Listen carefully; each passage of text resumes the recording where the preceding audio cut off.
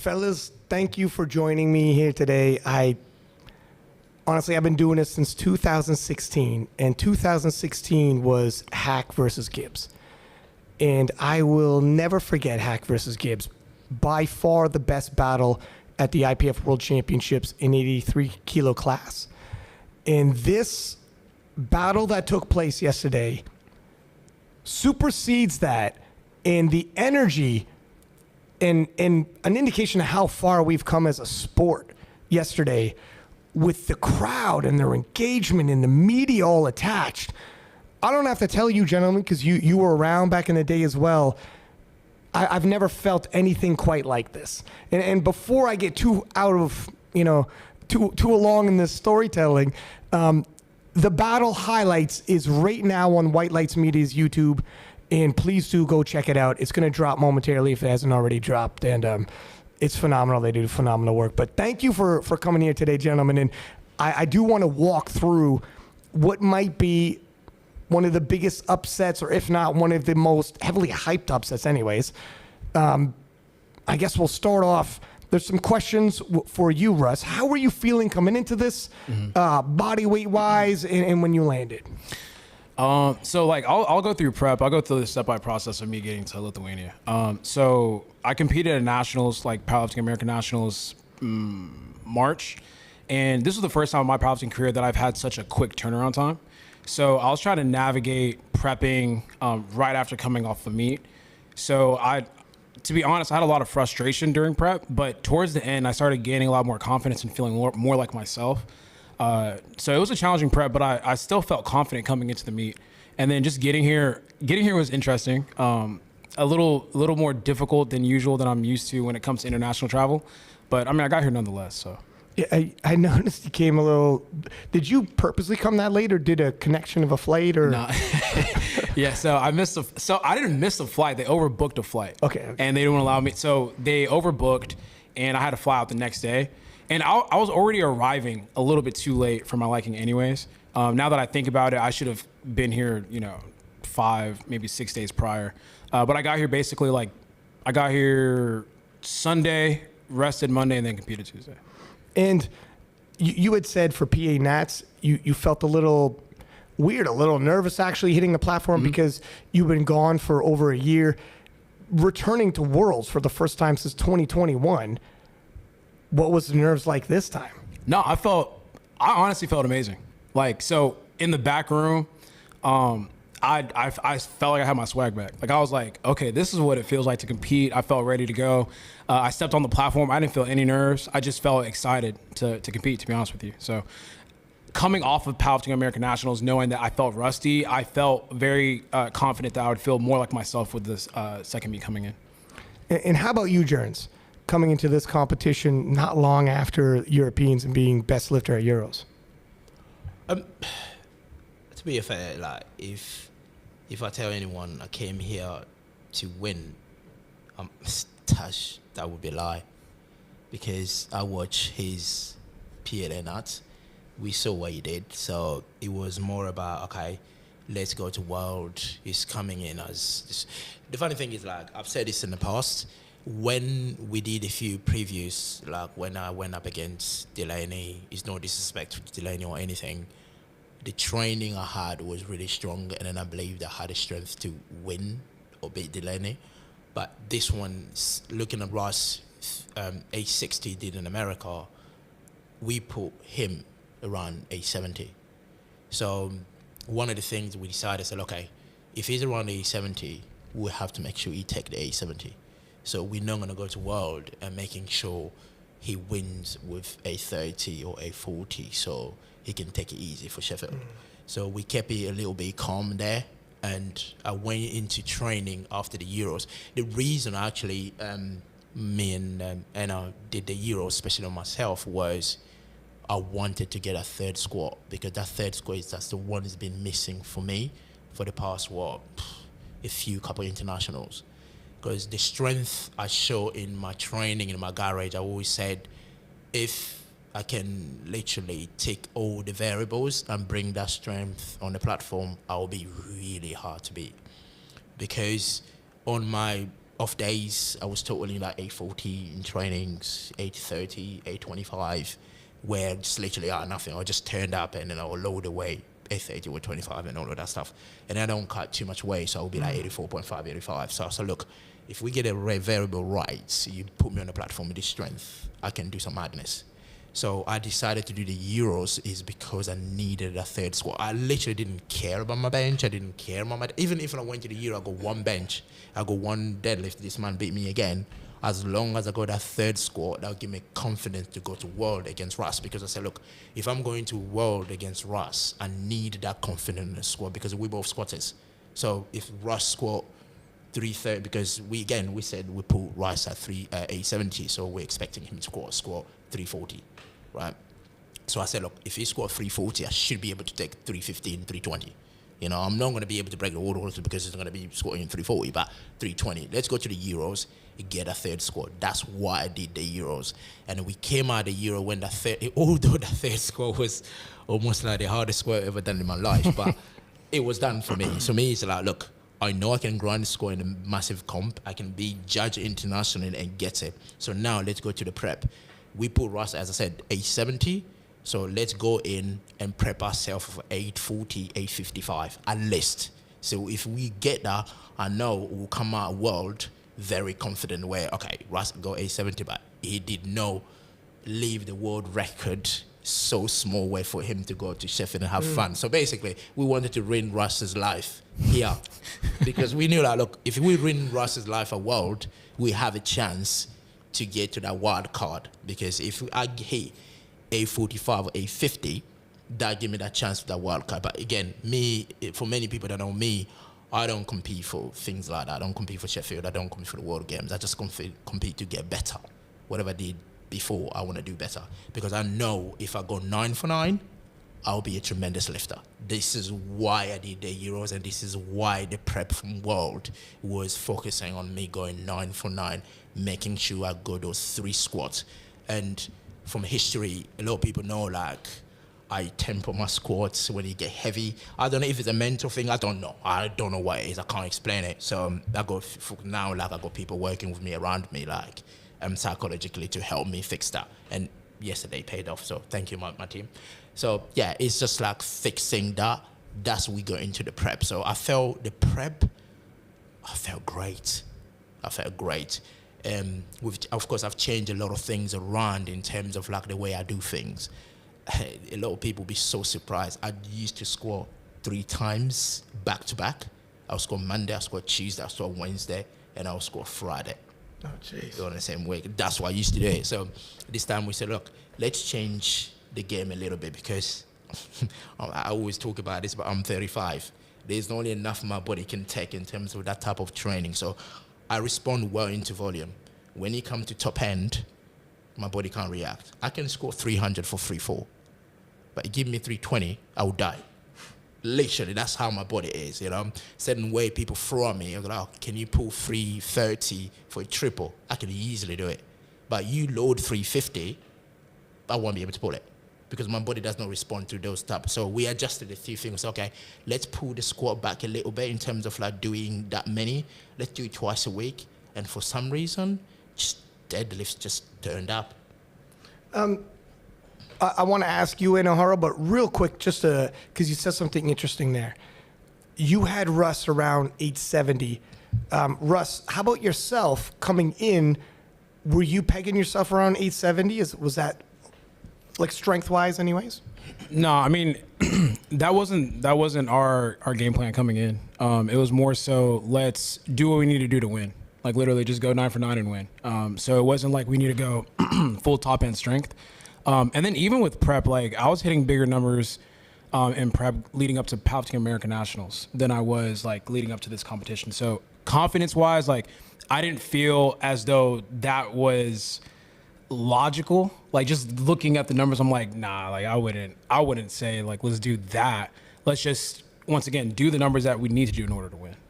Did you feel, even though you might not have been game planning for it, that you had the strength levels to do it if you had to on that day? Or leading into it anyway. Yeah, Like you no, thought. I don't think I was gonna replicate anything like PRing a total. I didn't think that was gonna be possible with this particular meet.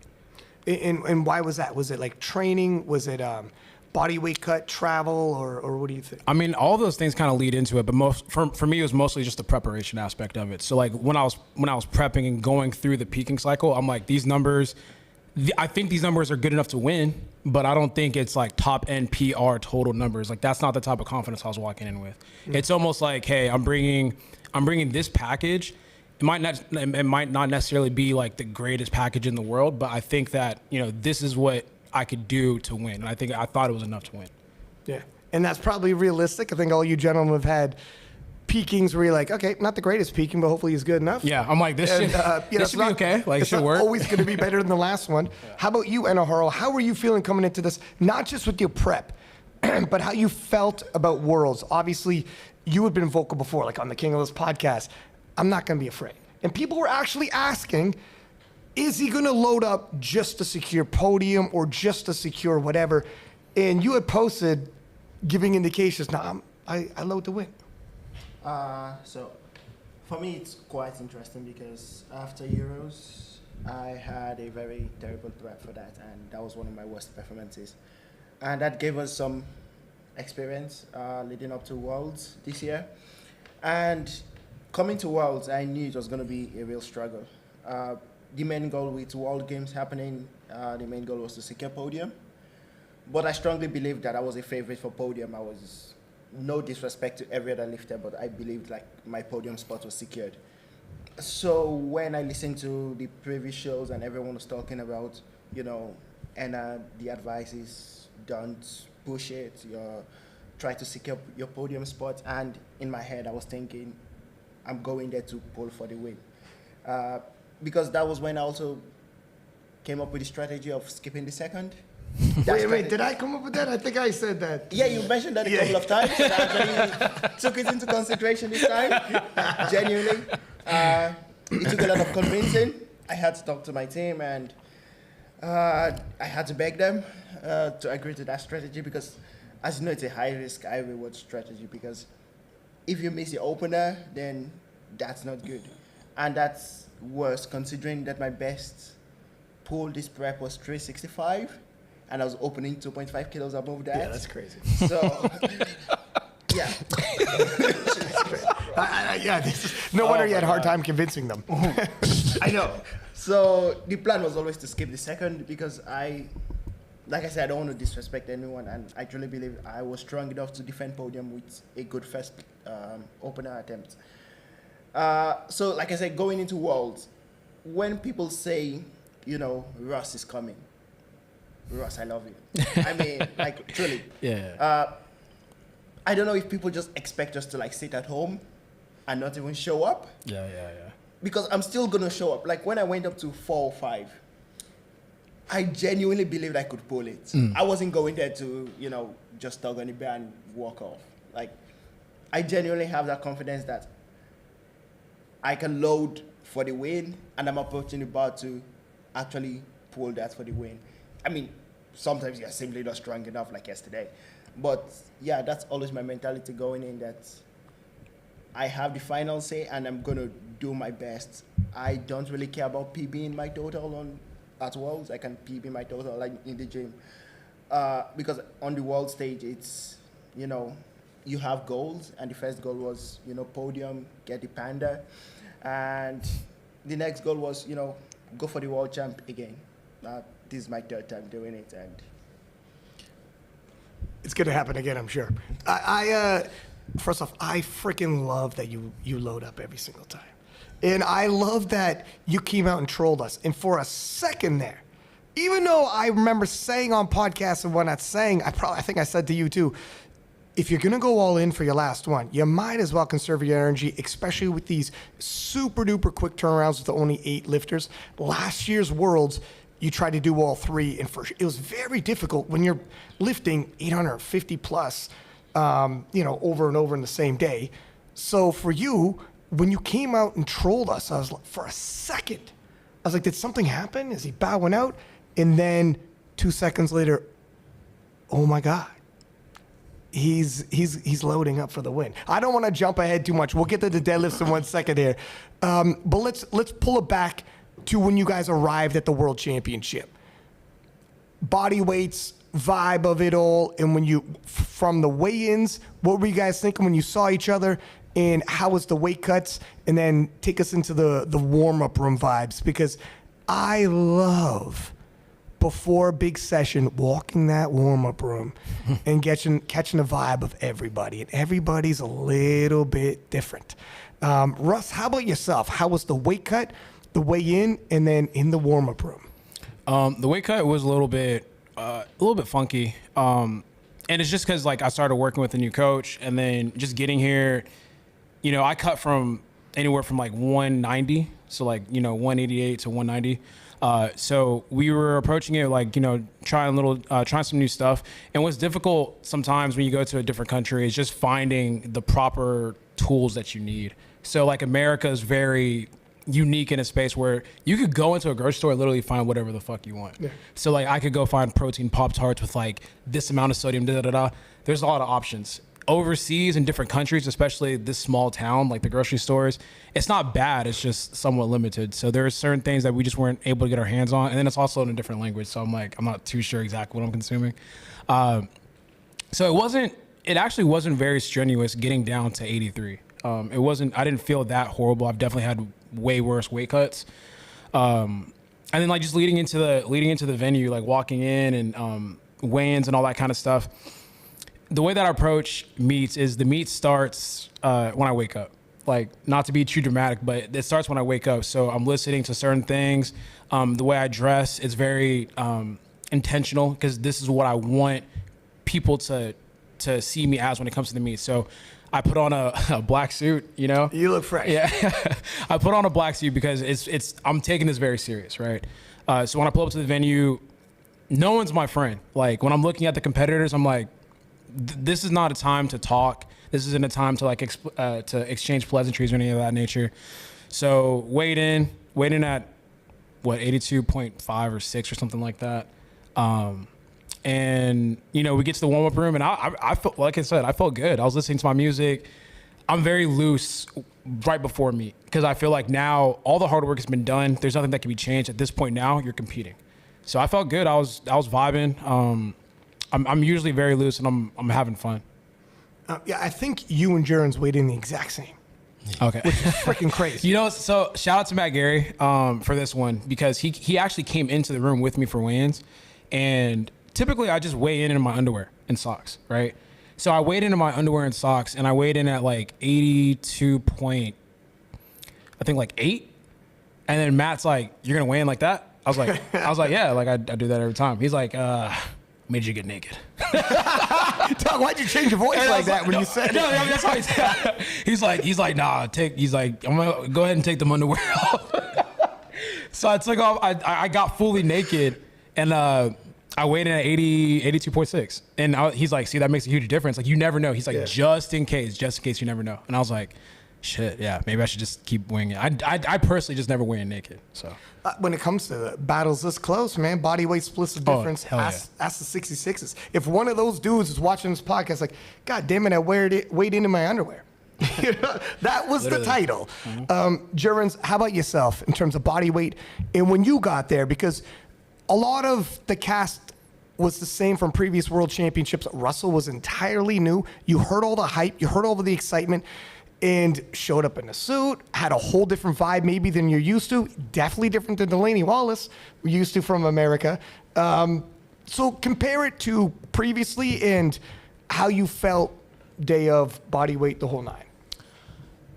First of all, I mean, when Russ coming back, the vibe of Russ coming back, I knew Russ is coming back, and probably the oldest competitor that Russ will face and is me. I'm the one that's been around since 2018, and this guy were not around. So Gibbs is a fisherman now. So I'm still here. So I said, look, he's coming back, and even my missus were telling me, so what would be your reaction when you see Russ again? I was like, I don't know, because I'm such a funny man, so probably I'm gonna go and hug him. and say hello. But That's not the vibe Russ brings. but the thing is that I was literally saying to myself, like, if I can take a punch, I'm sure I can take a punch. It's fine. To be fair, like with the weight cuts, for me, like I'm no like these guys where they walk around quite. I mean quite heavy. Like I'm talking about probably 2.5 kilos heavier.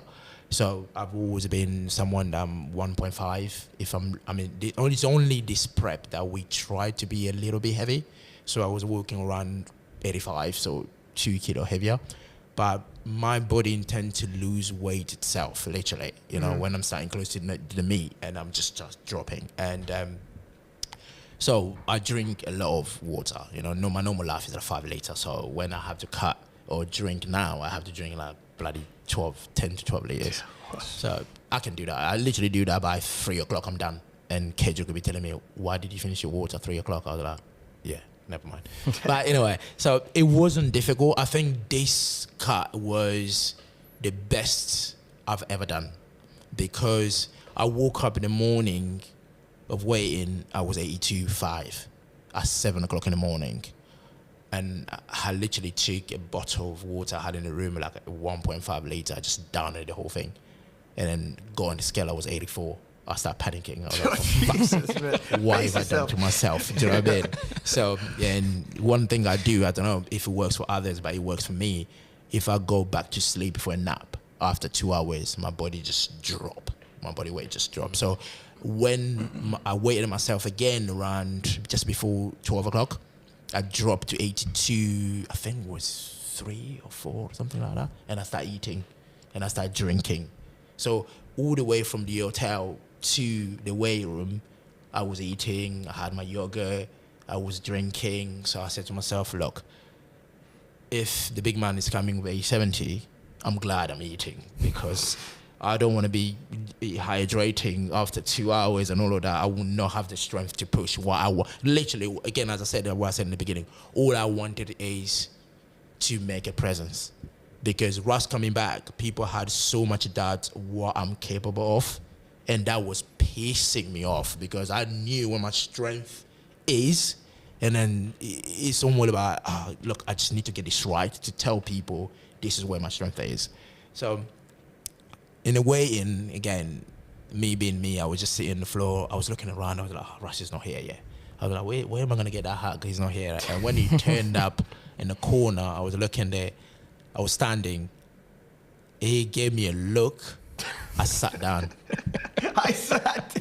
Ask him. Really? Yeah. You know, he gave me eye contact. I was like, damn, he means business. I'm fucked. So literally, like, I sat on the floor. I was like, oh, that made me lose like 200 grams there. Okay, that's ridiculous. Because again, like, because he's new coming to IPF, and I don't know, maybe it's my mindset. The culture is always different. The American culture is, again, as I said, you guys have got that competitiveness in you. When you come in, even Assein from Delaney, when he's coming in, I want to compete against you. After the final deadlift, then me and you are friends. Yeah. But before that, we're no friends. But we're not coming from, I'm not from that culture. I'm the culture where, I've competed against you in the past. You know what I mean? You're here again. Welcome back. You know, let's have fun. You know, all of that stuff. Even like before he went to, I mean, I know you're going to skip on the deadlift, but I'm not going to skip. But when he went for his last deadlift, I was next to him. I was like, Russ, smash this. I don't know if he heard me, probably didn't. Matt Gary heard me when I said, Russ, go and smash this, because I wanted to pull that 350. I was like, Russ, go and smash this. Matt Gary looked at me. I was like, that's how I am. I can't change that because he's my competitor or he's about to beat me. That's my personality. So when I saw him like that, I was like, he mean business. So that means we're not going to smile today. We're not going to laugh then. So we're going to war. So again, like, I was expecting him coming back to the IPF, being a different Russ from the Russ of 2021, Russ of 2019, the Russ of 2018, because back then he had Gibbs, you know, he had the Owen to compete against. But again, when he comes coming back with us, if he has a top end of A70, none of us has A70. So that confidence when he's coming in, to me, if he has that confidence, then he's gonna be smiling. So we will be friends. Do you know what I mean? Because, yeah. But again, like I was mistaken. But that's what I was expecting. But yeah, that's there. Just yeah, I just sat down. How about you, Anahoro? In terms of the weight cut, you're usually, well, historically you were lighter, but maybe you're gaining weight, and obviously the build to Russ coming, you weren't around 2018, and even if you were, because Jurins was, this is a whole nother ball game now. So much has changed since 2018. Did you, I mean, I'm sure you had no idea what was about to transpire be that special, but what were you thinking? So I'm going to start with the weight cut. My weight cut was really easy. The rehydration worked well. Not much to say there, honestly. I was about 4 kilos over this prep, which is probably like my heaviest ever. Damn, you fuck. Yeah, you got way bigger. Yeah, well, I have to. So the weight cut and the rehydration was fine. No cramping, no issues with that. Regarding Russ, my first Worlds was against Russ, and that was his last Worlds before this. Oh, that's right, yeah, 2021, I forgot. That's when we had the deadlift battle. So, yeah, I've competed against Russ, competed in quotes, considering I came 12th. You shared the platform. No, you should share what you should say. You shared the platform of Russ. Competing. Hey, there was a against deadlift battle, I won that. Okay. But yeah, so yeah, like Jurins said, it was the same because I was basically with Jurins close to the warm-up room, and we were like always just chatting. With me, it's more like I have the energy to chat before weigh-ins, and right after weigh-ins, that's when it's game time for me. Like I'm fine. Even during the comp, I still give like fist bumps here and there, because to me it's a competition in my mind, but I feel I need to be having fun. And if I'm not having fun, then usually it doesn't go well for me. So yeah, seeing Russ, it was in his zone, and I just respected that. And I was like, okay, damn, that's the big man there. And yeah, that was how it felt. I was just with Jurins, we were talking, and we were like, oh, okay, that's Russ, damn. He's actually real. So how about let's take it into the squad event. You guys can walk me through it. I'll kick it back over to you, Russ. But the weights are moving well, and then you get one. Well, you got a right on an opener, but passed, second one passed, and then on the third. And walk me through squats. How did they feel? You said you weren't at top end, but it was still heavy. Yeah, I mean, it felt good. So, I mean, I'm sure you guys can relate. You could kind of tell how the day is going to go, like off of that first warm up attempt. And I was like, okay, like we got a little juice today. My biggest thing going into these competitions now is just hitting depth, like especially IPF Worlds, because the judging is a lot different, right? Or it's a lot more strict. So my main goal is like, okay, the strength is there. Just focus on getting down in the hole. When I got that first red, I was very concerned because one red is basically a no lift now. So I'm like, fuck, man, I just missed my opener. Like, are you serious? So I was like, damn it. So I'm looking and I'm like, fuck. And I was like, the front. I'm like, damn, like the front, like it's kind of hard. Like you have to be squatting pretty high to get a red in the front. So I was talking to my side. I'm like, yo, I was talking to the coach. I was like, is it high? Because front is, them calling it from the front is bad. They said, no, it's good. And then it ended up going through and I was like, all right, cool. So second one, I was like, I need to like get lower because once again, to me, one red now in IPF competition is a no lift. So second one, I mean, I don't know if I got low or not, but I got the 3 whites. The third one, I actually felt like I got really low, but it doesn't really matter what I feel. The judges felt like I didn't get low enough. So, one judge felt like I didn't get low enough, and the jury kind of like overturned that. So I looked at that and I literally, as soon as, it's funny because I had something in mind that I wanted to do, like celebration wise, when I got that third. And I'm looking at the back because you don't want to celebrate. Oh, shit. You don't want to celebrate. So I squat, and it's funny because the day before, Matt took me to I was at the venue and he took me to the platform. And he's like, these are the lights. That's where you're going to be looking for the white lights, all that kind of stuff. So I'm like, all right, cool. So I'm like mentally going through it. So when I got in the moment, I knew exactly where to look. I looked back and I saw 2 whites. And I immediately went, I don't know if it's on camera, but I was just like, damn. Oh, you were, if it's the jury.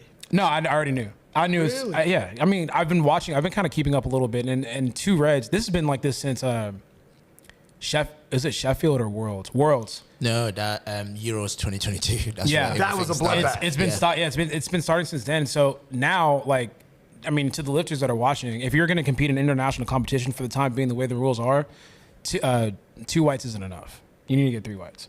So when I looked at it, I was like, I just missed my third. So I just went to the back and I was like, fuck, man. I didn't even celebrate. I didn't even bother celebrating because I was like, it's getting taken away. And yeah, it got taken away in like 2 seconds. And like, what were you thinking when it got taken away? Are you discouraged a little bit? Like, No, I don't know. yeah, so I was talking in the back. You can't dwell too much. I look at every single lift as an isolated moment. So squat number 1, isolated moment. Squat number 2, isolated moment. Squat number 3, isolated moment. Good or bad, move on, right? Obviously, you know, if you have a good lift, you take that momentum and apply it to the next lift. But that third one, it's very easy as a lifter to get hung up on that and discouraged by that. But I looked at it, I was like, fuck. All right. Breathe in, breathe out, onto bench, right? And that's tough. It's not easy because like squat is my lift. So missing anything, it opens the door to everything else. Like if I miss something, it's like, okay, now it's like all of a sudden, okay, we have the ability to creep in and beat him. So I looked at it, I was like, fuck. Relax, focus on bench. Because now if I take that energy into my other lifts, the day is done. It's automatically done. Because I'm the type of person, I'm very ruled by my emotion. So if I catch an attitude or I get irritated, it will show in my lifting and I will feel it. Like all of a sudden the weights feel heavier. All of a sudden, like I'm not as enthused to go do something. So I didn't want that to happen. So I looked at it and I was like, okay, that's just the way it shook out. All right, cool, move on to the next one. 2 questions, and I'll toss it to Jurins, but you were telling me, so this is why he wasn't going to hug you, Jurins. It's not, don't take it personal, because you were even telling me your father was in the crowd cheering for you, and you didn't even want to make eye contact because it'll make you feel like softer, nice feelings, and you're like, I'm not trying to be like that right now. Yeah. Yeah, so my dad, so this is the first competition my dad's actually been physically able to watch me compete. And there, shout out to Corinne, and she was telling me in the crowd, like every single time I got on the platform, my dad was like waving to kind of like for me to like see him in the crowd. And luckily I never caught that because I'm like looking like either at the judge or I'm looking directly at the camera. So luckily I didn't catch that because it just kind of takes me out of, I need to be in a certain mindset when I'm competing. And that's the mindset I approach training with, and I don't want to switch it up when I'm competing. So I just try to keep it as even as I can. And like first off, that's adorable. We're always going to be little kids to our parents, aren't we? Yeah, man. When I see my dad, like I'm about to turn 30 this year, but when I see my dad, I feel like I'm 16, 14. Like it makes me feel like a child. And who was calling the shots back there in the warm-up room? Obviously, Matt Gary's team head coach. I saw Joey back there, but I can't remember if he's there the whole time or who was doing the majority of the handling, or was it collaborative 50-50? Or Yeah, it's kind of like I mean, I don't want to give away too much, but like it's pretty much collaborative with Team USA because obviously you have your main coach that you work with like for other competitions, and then you have the US coach. And I think, you know, Matt did a really good job of figuring out what works best for us. Talking to me and Joey, hey, what do you guys like to warm up with? How do you guys like to do things? What do you typically do when in this situation, So when we got in those moments, it was more so of a collaborative effort. We had handlers to where they already knew what I warm up with, how I warm up with, and they're just timing things. So we're looking, timing, and then Joey has other clients as well, so he's handling other people, but he's like a master at being able to be in like 3 different places at once. Like if I look up and it's like, okay, I need him to do something, he's like there. But then if I turn away, then he's gone. So he's really good at that though.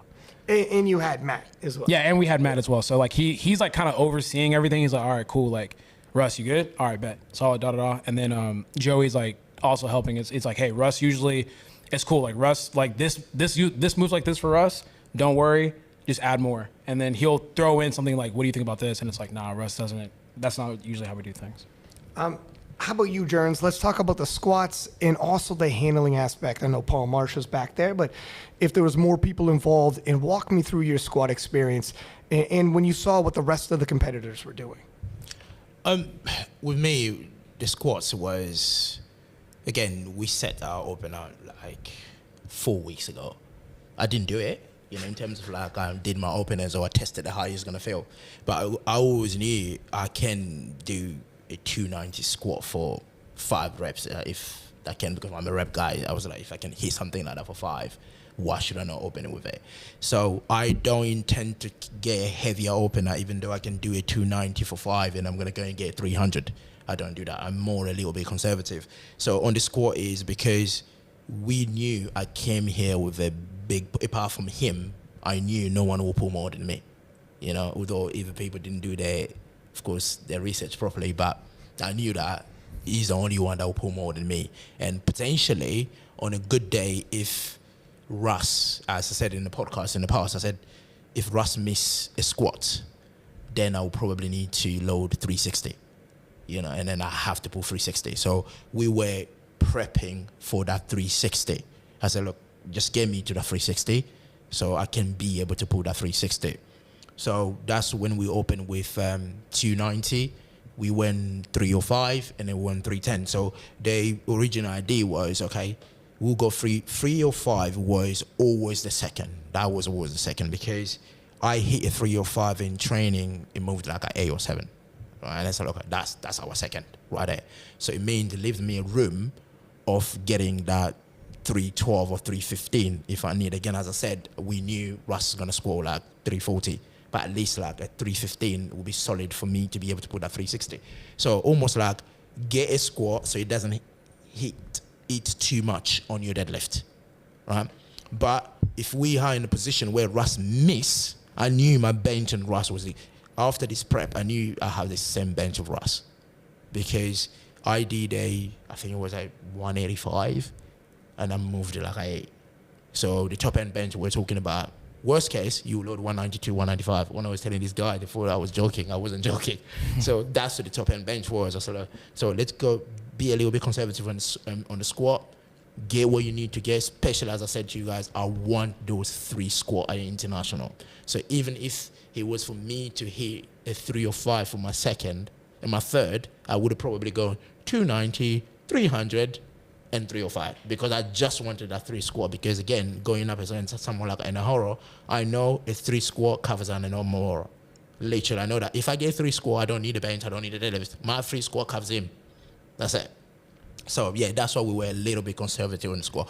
But it was so surprising the way those squats felt.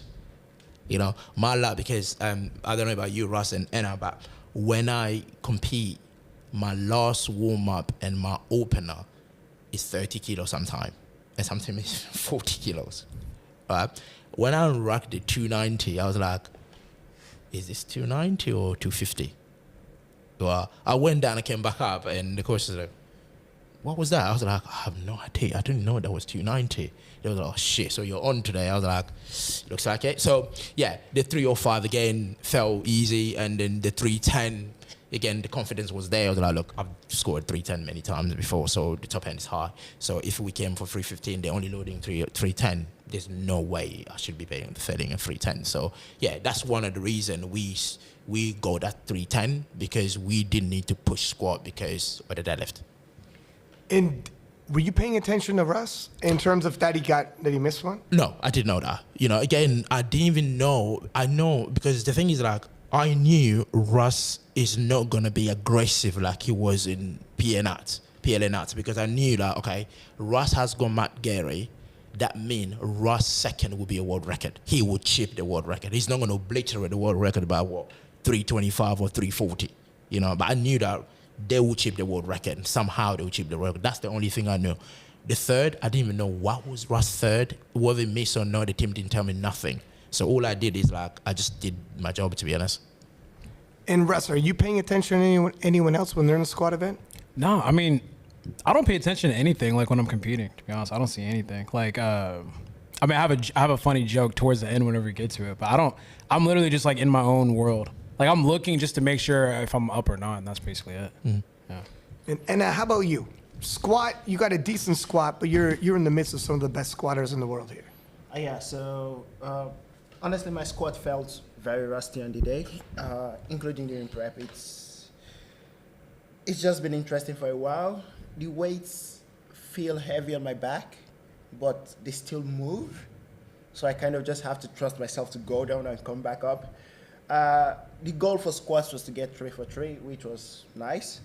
because in order to to secure my podium spot, I knew I had to go 3 for 3 because there are also other squatters in the flight. I'm not the best squatter. There's Kafui and basically every other 83 squats like more than me. So I knew going in I had to get a 3 for 3 squat, and luckily I did that.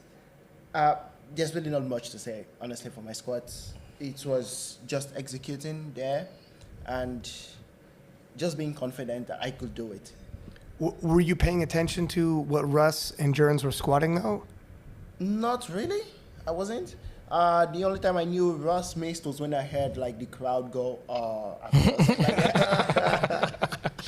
but yeah, that was the only time I knew like, oh, okay, yeah, they've overturned. I'm surprised they went, I'm surprised they didn't cheer. I don't know if it was a cheer. That shifted later. I heard something. But okay, yeah, that sounds like a crowd reaction. Yeah.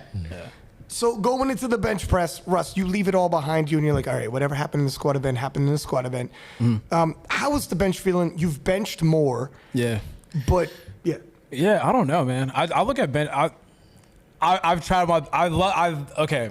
So coming off of PA Nats, that was like a regression in my bench, right? So it's weird because in 2019 I was able to bench almost 430. And now it's like I'm lucky to come into a meet and bench 418, 419.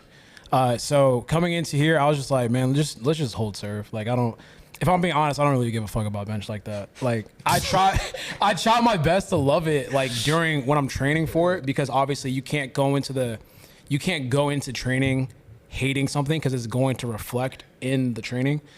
So I'm like, yo, I'm a technique wise, I'm gonna fall in love with it. But for me, bench is one of those lifts that is extremely impacted by my weight. Like when I'm heavier, I could bench like 450, 460, 470. And it's just like one of those things where if I'm going to be at this body weight, I'll just have to accept that my bench is going to be around that 420 range, 430 if I'm very, very lucky. So I just looked at it as like, use this opportunity to refuel.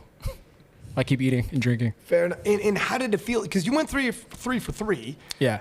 But you've benched, even if not the same as you did in the gym, it was lighter than you've done on the platform. But were you at all counting the kilos, telling yourself, not sure this is where I wanted my subtotal to be?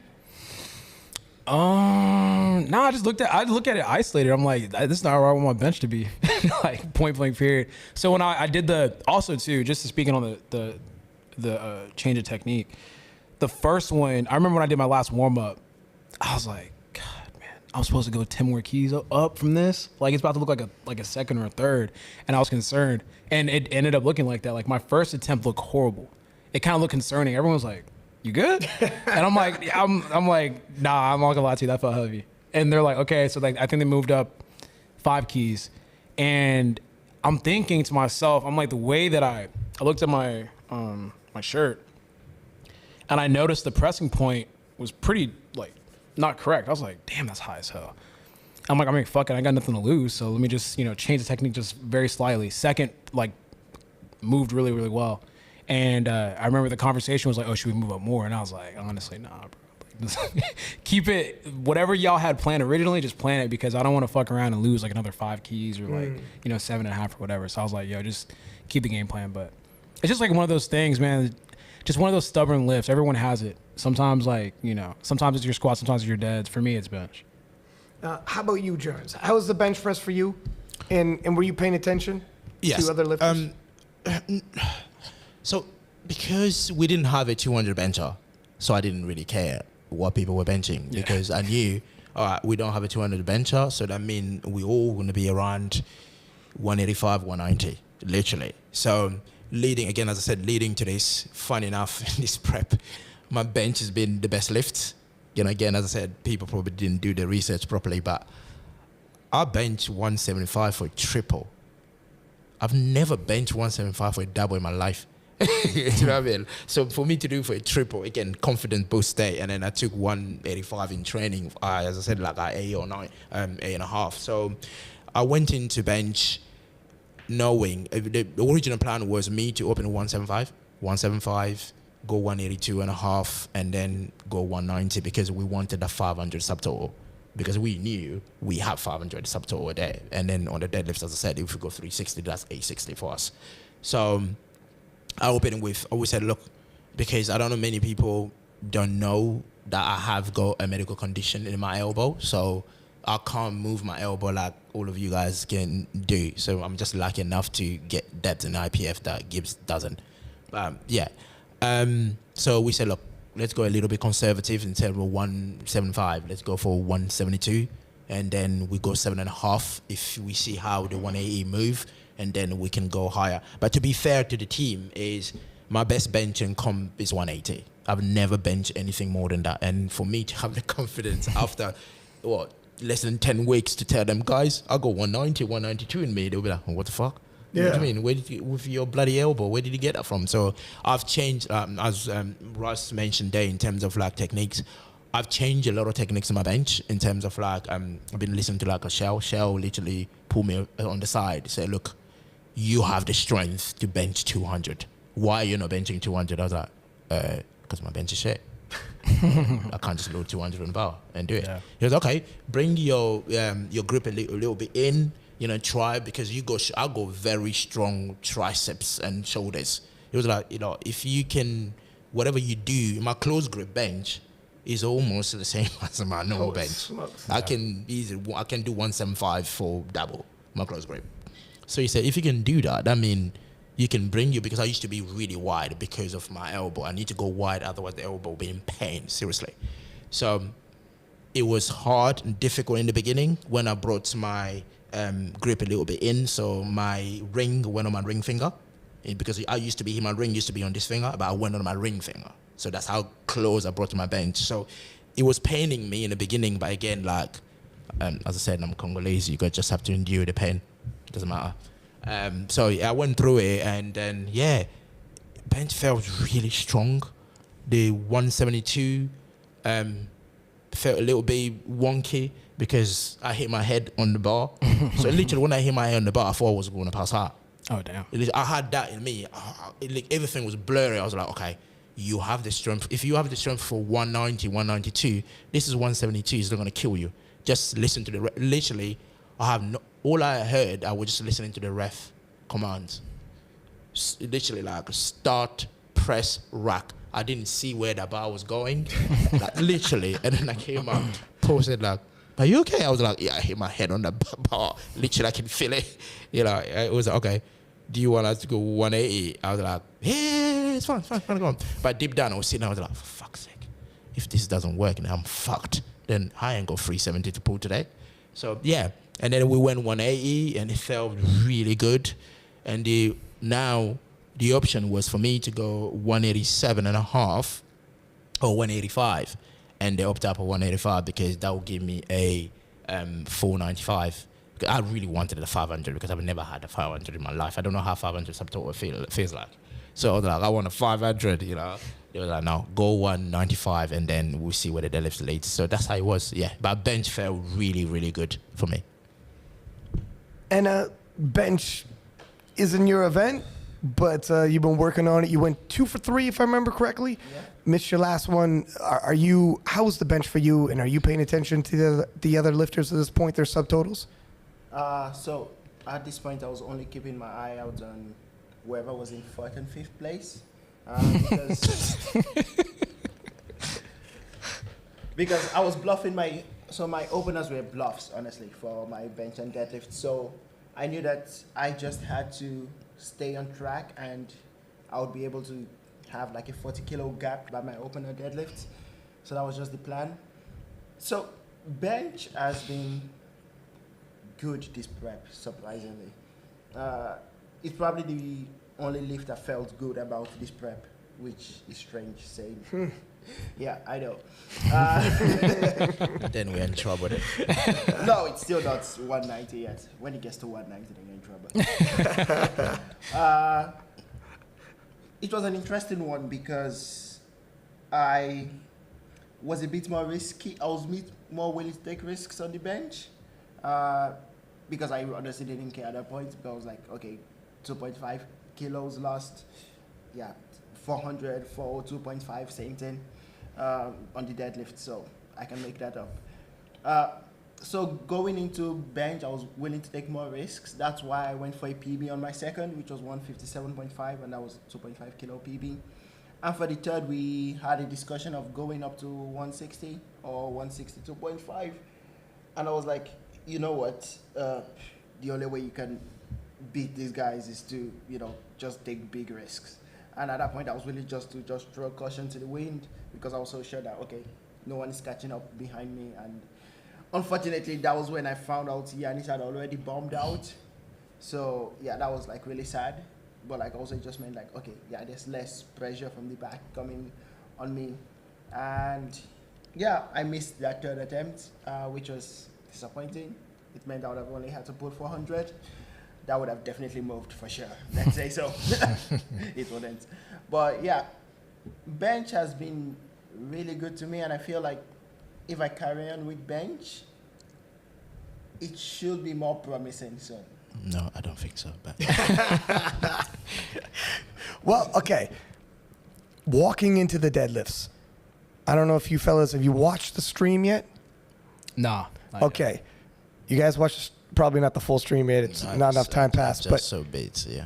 right, fair enough. So when squats came through, everybody's kind of like you were thinking, Jurins, if Russ has 860 or improved upon that has 870, he's missing that one squat shouldn't be a huge, like, what are we talking, 6 kilos, 7 kilos? It's not going to, then instead of 870, it's 860 something, okay. And then after bench press, okay, Russ's benches come down, Jurins' benches come up, and all right, we're starting to look at these subtotals, and coming into the deadlifts, by the time each of you hit your opener, you guys are now much, much closer than anybody would have ever expected, including yourself, Anahoro, after you hit your opening deadlift. And when you watch the stream, you'll notice the tone changes. It came from kind of like when you were saying, let's keep Russ honest. Let's make him work for it. It changed from that to, I think we might be seeing a fight develop here. This is turning into, wow, the fellas made Russ extend, to this is starting to turn into a battle as soon as the first deadlifts rolled around. Then the second round of deadlifts rolled around. And it starts becoming, if Jurins' second deadlift moves like a second should, it's one thing to hit things in the gym and in prep, but if you hit this and it moves like it should, and I'll let you guys tell it, it started becoming clear. And then, of course, Anahoro comes out and trolls everybody. And so I'll throw it to you first, Russ. Now at this point, do you peek around the room and look at the scoreboard and be like, okay, well, what's going on here? Yeah. No, so like it's funny. So this is where the funny story kicks in, because I'm, like I said, I'm kind of like in my own zone or whatever.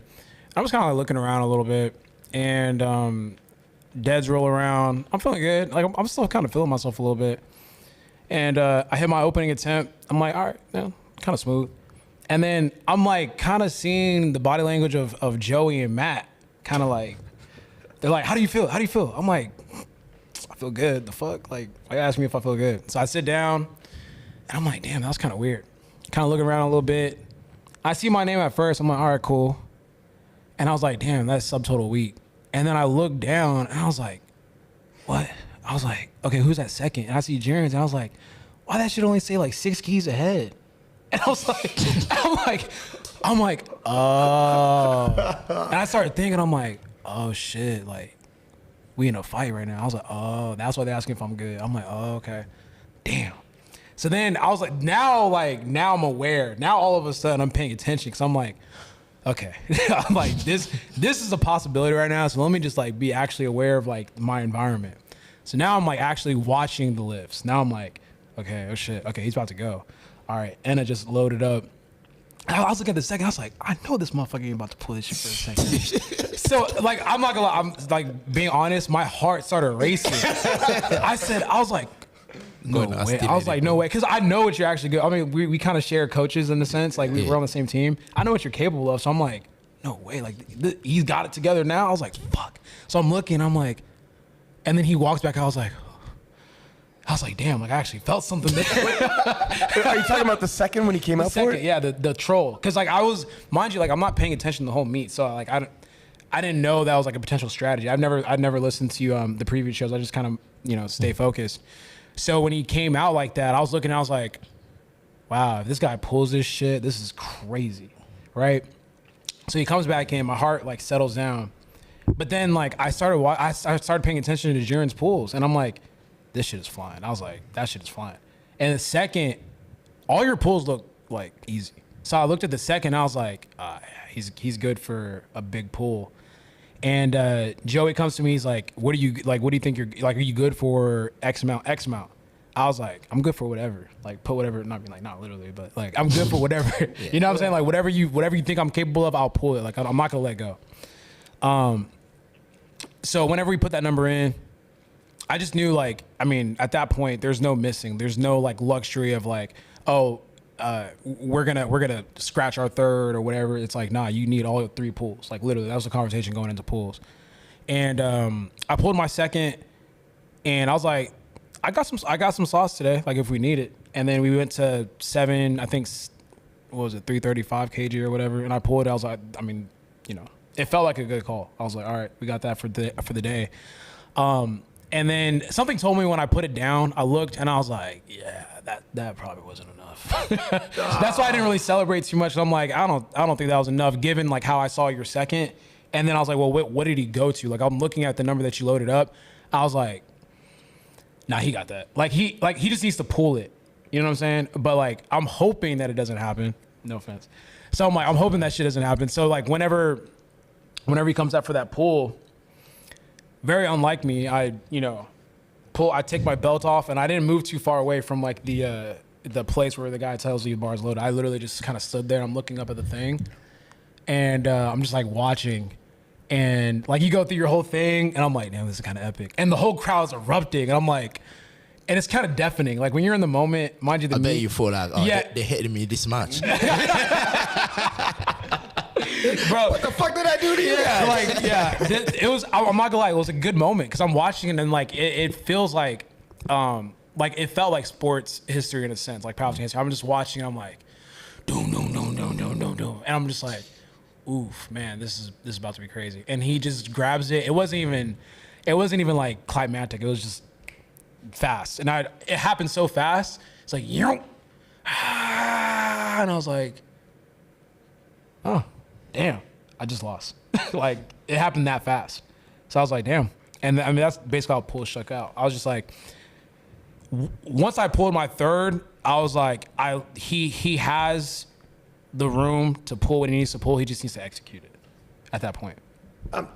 Okay, so I'm going to echo what Russell said. I'm going to throw it to you, obviously, but I could tell you,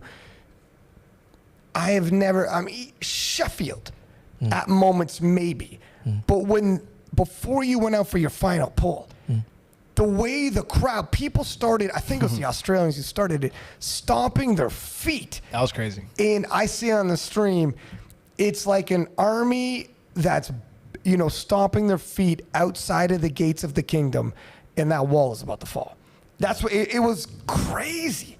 The energy, and it wasn't anything about Russ. It was the sense of you're about to watch a sports moment, a massive upset, someone who's been number one since 2019, half a decade. And all of a sudden, for the first time in 5 years, and it's going to be Jurins, who we've seen time and time again. And there was so much going on. And when you hit that platform, there was a smile on your face and a swagger to it. You looked way too calm, way too in the moment, drinking it in like a thirsty man. And then I'm telling you, my friend, when you asked that crowd to stop talking, it went from an army outside the gates to a fucking library. And everybody, grown-ass man, sat down. It was crazy. I'm not gonna lie, I'll give you credit. That was fly as fuck. I'm not gonna lie, I'm not a hater. I watched that shit. You said, everyone shut the fuck up. I said, God damn. That shit's tough. I ain't gonna lie. I know I took the L, but that shit was hard. I was going crazy. They said, I was like, I respect it. I It was respect the it. wildest. I respect it. And then what happened. I'll let you walk me through deads and then take me through your perspective on that. I mean, with the deadlift, again, as I said, we came in, we were really strong. Again, as I said, people that do their research, they probably in Russ's team, they could have probably predicted where my top end deadlift was if they've been following my social media, because I've been really open with especially my heavier weight. So when I hit the 322 for 4, the one that you commented, you were like, wow. I was like, yeah, I'm sure Ryan knows that what I'm about to do at World. So the coach said to me, look, you have a very high top end, but I don't want to be giving you a heavy single so you struggle with it and I put doubt in you into that top end when you come to World. So what we're going to do is we will pull your deadlift back rather than doing a heavy single, we'll pull it back, just go over RPEs. And again, he put big weights, 360, and Christian does my coaching, he put 360. And to be fair, he said, like, I'm a 360 puller, but I can't pull 322 for 4. I can't do that. And for you to just do it in your own garage, just like that, everything move like it's nothing, no struggle, nothing. What the fuck? I was like, I don't know. That day just happened. I pulled 322 for 4, and then my back down was 300 for 5s. You know, and then I went 275 for 5. So literally, that's how heavy that day was. So, come in, my opener, declare opener at home. When I left, I said to myself, I'm going to open with 310. I'll go 310, I'll go 335 or 330 or 335 if I needed to cover, and then whatever is on the board. But again, the 360, I said, regardless if I need 360, we'll load it. So, come in. And me being Jurins, as always, I put 2.5 kilo on top of that in terms of listening to the fucking plan. So I declared 312 and a half because I said, look, I've opened with 310 in the past. I mean, I'm a stronger lifter now. Why should I open with 310? I know people who say, people that are listening normally on a deadlift is know about where you start is where you finish. Doesn't matter where you start. But me just being stubborn and thinking like, yeah, that's a little bit confident boost. And then, of course, the way at this point, I didn't know Giannis bombed down. I didn't know Russ squat was turned over and turned down, and I didn't know Anna miss his bench press. I didn't know all of that. So the team increased my deadlift. I didn't know that my team increased my deadlift until when the coach said to me, "You're next." And I stood up because I took the towel off. I stood up. All I saw is they took the black off. The blue off, I'm thinking like, some crazy is about to go down here, you know, what the fuck? And then they put the blue on, I was like, oh fuck, they're making me open with 315. What about if it doesn't move properly? Oh fuck, this shit is gonna be hard, isn't it? And then they put a biscuit in, I was like, oh shit, that's 317, because this is a number I've never opened before. I was like, and then when he said to me like, go and pull it, and I stood there for a minute. I was like, why am I pulling 370? Where am I covering?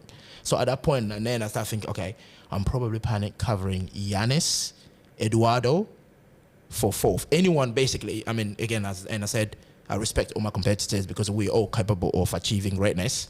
Anyone from 4th down. I said to myself, I think this is to cover anyone from 4th down so I can take the battle to Russ and Anna for 3 of us to go to the finishing line. I said, okay, Jurins, you've done 317 for pose, doubles, 2 sets of doubles. So if they're saying opening with it, you're opening with that bitch. You're going for it. And then I pulled it. When I pulled it 317, I put so much power in it, I go scared that I'm going to drop with it. And then I held it. If anyone that watched my 317, they will see at the top. Literally, I had to hold it. I was like, oh, I'm going to fall. And then luckily, I was lucky enough to the rest went down. I was like, oh, damn it. You know, I was lucky there. So, yeah. So that went down. And, of course, and at that point, I sat there, I'm thinking, so where is Russ? Because I was sitting, you know, the chair I was sitting, it was all in the corner. I couldn't see the board. So I could only see people that are coming out to pull. I was like, so Russ pulled 310. So why is Russ pulling next? And my team, I'm a type of lifter where I don't get involved with the numbers. Right? What the only numbers I get involved in my opener, because I need to know my opener. I'm the one that fucking doing that shit. I need to know that crap. But the rest, you guys declare whatever you guys think I have. I really give Paul all that trust. Even like they meet prep, I go through with my coach. We have a sheet we give to the head coach. But I've been with Paul for since donkey years since I've been lifting. So it's almost like he knows me as a lifter. I said, look, that's the prep, welcome sheet. But I trust you to pick what you need for me to be whatever. So I said, but remember, I need a panda for my kid. So I ain't missing that panda here. You know what I mean? I don't care where I'm placing, but I want that panda. So I sat down and then I'm thinking, like, where is Anna? And Anna came out and pulled the 367. I was like, oh, cool. 367, I don't think 367 that will beat me. No way. 367 can't beat me. There's no way. I won 3 for 3 on the squat. That won't beat me. So now I'm trying to do the numbers in my head and not knowing what Russ squatted, what he benched still. And then everything just came like, just huge, like blurry bubble in my head. I was like, you know what, Janet? Fuck that. Put your towel on your head. Put some. You saw me putting ice on my head. Put some ice on your head. I saw that shit. I was like, what's going on? Yeah, I was like, because when I take pre-workout, I'm a hot-blooded person. I get overheat. When I start putting ice in my head, then any competitor I compete against, then you're in trouble because I'm cooling down to unleash on the platform. Okay. So I said to myself, you know what? I think just cool down, and I'll go for the second pull. And then the second pull, Paul said to me, get up. And I miss Russ to 325. He was just coming off the platform. I was like, damn it. I didn't see how fast that shit moved. Oh, fuck. So I said to myself, so what you need to do, you need to move the 3 whatever. At that point, I was like, they will pull probably 335 because my idea was I'll pull 335 as a second because in training, I'll pull 335 at a 7 or 6 or 7. In training, I said they'll pull 335, but they pull 332. But as soon as I saw 332 and I saw the biscuit, I was like, oh, they gave me 2.5 kilo less. Happy days. Let me come out. I was like, okay. I didn't see Russ 325. So what I need to do, I need to move these 332 so fast that I can give them the reason to give me 27 kilo more if I need it. So I came out. I was like, Jurins, all or nothing. I came to approach the bar, and I didn't spend too much time on the bar because I knew this was just going to be murdered. Because again, I think we mentioned this in the beginning where Russ said like his competition start the day you wake up. Me, I'm a different lifter. I'm a Jurins in the warm-up. I'm a Jurins in where we sit there waiting for. But as soon as they say go, I can kill somebody. I can literally break a human being in my bare hand. That's what happened. This Jurins that come out when I'm in front of that bar, it's just unreal. So I said, you know what? Just go and murder that way. I came in, did my stare, whacked that bar up. I was like, good man. That's how I should have moved. So at that point, it's almost like I'm giving the American team a little bit of a headache because now they don't know where is that. Because I really wanted that 332.5 to move like an opener. If I loaded as an opener, moved it, people would have believed me. This is what I wanted to do. And I think I was successful at it. I was like, yeah, that moved really fast because normally 332 should not be moving like that. So yeah, I once sat down. Again, at that point, I was still thinking, okay, even though that moved, but where these guys are? And I was looking, I was like, where am I going to see where Russ' number is? Because at that point, I didn't really worry about Anna because I know Anna will load what Anna need to do, right? If he beat you by 400 kilo deadlift, what are you going to do? Say, mate, well done. That's it. There's nothing you can do, but you can't fend off on that. So, and then they call on Russ to pull 335. I was like, this is interesting. If Russ is putting 335, that means I haven't done enough to fend off Russ. Really, I go so angry. I swear to God, if it was one of them ones where I was not an international, I could just go home. I would have just fucking left. I was so pissed off at myself. I was like, how the fuck did he not push Russ to load the 345, 350? Because I wanted Russ to load 345, 350. So you were thinking Russ is way in the lead, but coasting. Yeah, because that's the whole point was, I was thinking in my head, I was like, so now Russ is taking it easy to save this for Sheffield. Oh, What the damn, were fuck? you out of the loop? You Wow. know, because literally I said to myself, I went 3 for 3 for squat, 3 for 3 for bench. I just pulled the fastest 332 of my life. That is still not enough to beat this motherfucker. What the fuck? What else am I supposed to do? Literally at that point, I was like, and then at that point, I didn't even know where my total was or where your total was. I was just like, oh, these, because to my head, I was just thinking, oh, these big numbers didn't do it. What the and then I started thinking, oh, I should have just fucking loaded them more than the squat then. Or I should have just loaded them that 190. I just literally sat there again.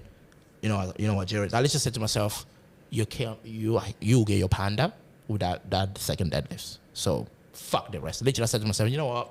It is what it is. I'm 36 years old. The excuse I always use. These are young men. I can tell them, I'm 36 years old, so it is what it is. I don't have nothing to lose. I'll go home. The little one will enjoy their panda. So Russ pulled 335. And where it changed for me when Russ was coming off the even before Russ pulled the 335, I was standing next to him before he went. I was like, Russ, smash this. It's 335, bro. You didn't hear me because you were in your element. Yeah, But I think I had my headphones in. yeah, Matt heard me. He looked at me and he smiled. I was like, yeah, I want him to smash this. And he pulled it. He came off the platform. I was just like, because I had my headphone. I didn't even hear attempts change. But I was looking at the monitor. And then when I saw attempts change, I was like, oh, shit, that's for me. Literally, I was like, because I think it was 342 for me after he pulled the 335. When I hit attention, I was like, oh, shit, yeah, they're probably just going to lower it for me just to get a 335 again, as always. They were just going to put 2.5 kilo on top of it, or 7.5, or 5 kilos. I was like, oh, it is what it is. And then I saw the green, I saw the black went in, I saw the color went in. I was like, this shit is getting interesting. I was like, and I looked at them, I was like, at this point, I still had my headphone, no question, right? I'm just getting confused in my own world. I was like, what the hell is happening here? And then Paul said to me, do you want to be a world champion? I was like, huh? I said, what do you mean I want to be a world champion? I was like, if you pull that, you're a world champion. I was like, really? Okay, you got this shit. And I gave him a hug. I came out with a smile on my face because I said to myself, if my top end was 360 and you've given me 350, what do you think I'm going to do with it? Yeah. Right. That's what came out of that. Again, as you said, the confidence. So, again, the crowd was loud. They were screaming and all of that. I kid you not, as soon as I stepped and I said, this is for you, my boy, because I wasn't in my own bubble. And then this sounded a little bit delusional, but I could hear my boy calling me. I approached the bar and I couldn't hear him anymore. That's why I said to everyone to shush, because I couldn't hear him. That shush was not me telling the crowd to shush, because I could not hear him calling me. And I said shush, and I heard him literally calling him for the second time. And literally, if everyone could see in my pool, he could see me mimicking my mouth, listen, moving. I said, like, I got you. And that's how I went down. I was like, this shit is going to be destroyed. Literally, that's what happened. Yeah. And how did it feel once you realized, holy shit, after all these years, I'm a world champion? I think when I pulled it, again, as Russ said, like, sometimes as lifters or competitors, you might be thinking of all the celebration in the world. You know, when I would my first world championship, or when I pull my biggest deadlift on the platform, how am I going to celebrate? How the moments are going to feel? It's just like, you don't know. You know, and then the ref said down. I put that bar down. I stepped back. I looked at everyone screaming, and I look at Russ on the side. He was standing there smiling. I was just like, did I just be Russ? Is this real? You know, yeah, even now, talking now, it's just like, yeah, I'm a little bit emotional because it only happened yesterday. But yeah, it was like, it's almost like all the work I've done for the past 7-8 years of powerlifting, it just came crushing in my mind. You know, all those, I do sometimes squat at 1 a.m. in the morning in my garage. You know, when people talk about doing hard work, they don't know what other people are doing. So I do sometimes, all those things, it was only, as I said, it was only 10, 20 seconds, but I lived 8 years of the work I've done in that 10, 20 seconds, you know, my multi experience and some of the things some of the Americans have been saying about me, you know, I'm a thick skin. I'm old. I don't give a shit what people say about me, you know, I don't give a crap. But at the end of the day, I'm a lifter. I'm judged on the platform. You know, that's what I love. I always say to people, don't judge me as a person, judge what I'm capable to do on the platform. If I'm a shit lift on the platform, call me a shit lift on the platform, but don't call me a shit individual because you don't know who I am. You know what I mean? So all that moment came crushing in those 10 seconds, literally. And again, I think I spoke to you about this. I have that image again, I always have in my head. I think when I go back home, I'm going to enlarge that picture because that picture has helped me to be who I am today. In 2018, when the first time I competed against Russ, when Gibbs won, Russ came second, Owen came third, there's a picture they were doing the medal ceremony. I was sitting on the back. I was looking at these Goliaths, these giants on the podium, thinking, how can I get that strong to be on that level? I felt small, and as Russ called us small 83. That's where I felt I was a small 83 because I was looking at these three guys. I was like, Lord Christ. Russ told I think 790. Owen was 770, and Gibbs was like, I think 813. That's his first world record. I think I was like 770, and Gibbs was like 830. Yeah, it's something like that. I was like, these giant. I was like 685. I was like, how the fuck would I ever get to that level? So, but one promise I made to myself is, I will, no matter what happened in any other world championship, I will never ever gonna feel like that again. And that moment in that deadlift when I dropped it, it's almost that moment came into reality. I didn't feel like that. Almost like, I'm going to be in the number one spot. And I'd be arguably the best 83 of all time. You know, no American has been able to do this. And an old 36-year-old man from Congo has done it. Literally, like all of that. Like, as jokes, we might say, we might laugh about this, but these are a moment of pride. These are the moment where you see the work you've done and everything, the sacrifice you've made. Of course, one thing that made me so confident, gave me the confidence, is Russ came in the strongest lift on the platform, and on that day he gave it all. You know what I mean? Again, as you mentioned, you guys had your game plan in terms of like these numbers will win, but those numbers, the one you came with those numbers. You know what I mean? That's all you had. Yeah. You know what I mean? So if they realize how strong I was, probably say, let's change the game plan. Yeah, but you don't have those numbers. How are we going to change the game plan? You know what I mean? Because he's still a stronger man. So to me, like, that's how I felt that moment. And when I left the platform, people even following me, oh yeah, and I load 445, he's not going to get it, don't worry about it. Literally, I said, don't worry about it, he's not going to get it. This day was written for me. You know what I mean? It's my day, and I will take it. I know it's my day. I know, and I love Anna to be. But when he loaded the 445, I was like, yeah, it is what it is. If he gets it, then congratulations to him, but this was written on the stars, so it is what it is. That's why I literally left. I went in the back and I went sobbing like a baby, and yeah, that's it. I never really cry like that, literally, believe me. Yeah, that's, yeah. Anna, how about you? That's a good segue to kick it over to Anna. Walk us through the deadlift. So you hit your opener, decided not to take your second, and look at the strategy if you're going to go all in your last one. It's a good strategy. But 405. That's over 900 pounds. You weigh in the 180s. It's a huge ask, but your belief, and you are the miracle man. So you actually broke it from the ground, which is insane. I rewatched it because that night you're like, I got it off the ground. I'm like, did he get it off the ground? And I rewatched it. I reposted on King of List, and you broke the ground. You got about an inch off the ground, over 900 pounds. So God knows where your deadlift is on the right day. But walk us through the deadlifts in your version of it. So like I said, going in the plan in my head was to skip the second. It was always to skip the second. I just had to convince my team and my coaches to be willing to load that. And that also meant, you know, executing as well as I could on my squat and bench. So for the first attempt, the initial plan was to load 365.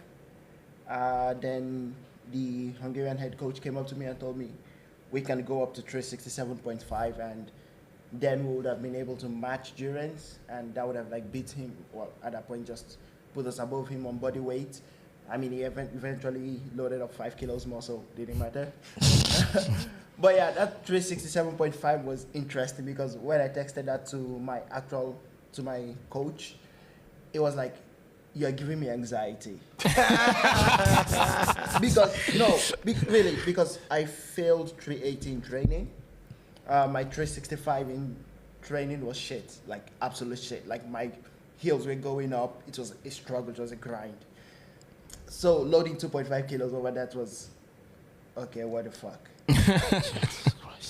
But in my head, I was like, there's only one thing you can do realistically. Like, it's get the World Games qualifier and then do something for the first place. I didn't know what I was going to be. And yeah, that was it. So loaded the 367.5, went up for that. It was fast, much faster than my training showed, which surprised me, to be honest. We initially wanted to just scrap the second attempt and not even go out for it, but the head coach was like, just in case someone shows up and loads up 30 kilos and we have to pull the second, let's put something on the board. So that's why I came out for the second, and I was just like, oh, you know what? Judges give me the red light. I think the judges were quite confused. They were like, hey, are you saying the Hungarian head coach said, don't skip your second, and you were like, yeah, all right, cool. So they loaded something up, and you walked out, didn't pull it, walked back, and he's like, no, he just wanted something on the board. Okay. I thought this was like a game of chicken. He's like, I'm not blinking, man. No, because I think Euros 2023 was what taught me that. Yeah, go on. Boast about it. No, that taught me that, like, I literally don't have more than 2 deadlifts. Like, statistically, I don't think I've ever made like 3 deadlifts, except for like my first comp. And at some point, statistics don't lie, honestly. Russ, you're taking note because I am. I was like, okay, 2 deads. All right, say less. So yeah, that was when I learned, like, you know what, the strategy of skipping the second might just be what I have to do going forward. I mean, I'm just putting on notice. I'm probably just going to do that forever now. So yeah, going into the third, like, when Russ pulled his, we were like, okay, we're going to load for 3.5. Oh, fuck, yeah. And then I had attempt change. I was like, oh, shit, 4 or 5. Like, we already wrote it down, 4 or 5. We're like, okay, that's definitely moving. Like, literally, we already had 4 or 5 to put in. And then it hit, and I was like, okay, cool. Fucking hell. Why do I have to pull 4 or 5? I was joking today, like, I wish someone just told me no. Like, don't go out for that, because I don't know if it makes sense for an 83 to even try that. No, it doesn't. No, it doesn't. But Your whole deadlift makes no sense. Yeah. I mean, even to me, like, I think to myself, I'm like, why? Like, why am I even going out for 4 or 5? Really? I can't believe I'm in this sport with you. I can't believe this shit. To make a go out of it is crazy, though. Like, to have 4 or 5 on the bar, and it's like, I'm going to attempt to do this. Yeah, I mean, I'm kind of delusional in my head. I'm like, okay, I believe I can pull 4 or 5. Yeah. Even though I believe 4 or 5 is a very stupid number. Like, no human being should be pulling that off the floor. Yeah. So yeah, I went up to that, and when it broke the floor, I was like, oh shit. I think that's how you missed it. Shit. Because it shocked you. And then I was like, okay, you know what? It's not moving anymore. So I was like, yeah. And that was how it ended. And I was like, really proud for this man, because, like I said, I first watched him in Canada. Like, I knew him as the guy that was always trying to push the banner down and with his deadlift setup. So, like, coming from that, like, watching people like him, Russ, and now I'm actually competing against them. No longer competing 12th and sharing the platform.